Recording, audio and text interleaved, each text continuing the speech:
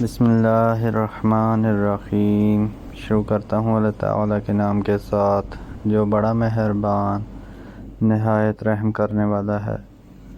حضرت ابو عجفہ سلمی کہتے ہیں کہ عمر بن خطاب رضی اللہ عنہ نے کہا، عورتوں کے مہر مہنگے نہ کرو، اس لیے کہ اگر یہ دنیا میں عزت کی بات ہوتی یا اللہ تعالیٰ کے یہاں تقویٰ کی چیز ہوتی تو اس کے زیادہ حقدار محمد صلی اللہ علیہ وآلہ وسلم ہوتے۔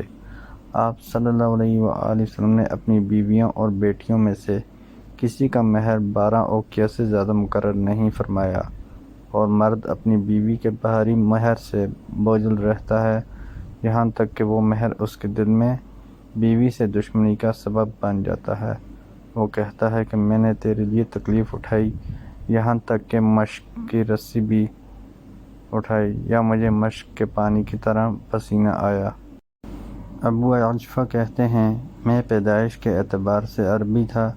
عمر رضی اللہ عنہ نے جو لفظ عرق القربہ یا عرق القربہ کہا، میں اسے نہیں سمجھ سکا۔ حضرت عبداللہ بن عمر رضی اللہ عنہما کہتے ہیں کہ رسول اللہ صلی اللہ علیہ وآلہ وسلم نے شغار سے منع فرمایا ہے، اور شغار یہ ہے کہ کوئی آدمی کسی سے کہے، آپ اپنی بیٹی یا بہن کا نکاح مجھ سے اس شرط پر کر دیں کہ میں اپنی بیٹی یا بہن کا نکاح تجھ سے کر دوں گا، اور ان دونوں کے درمیان کوئی مہر نہ ہو۔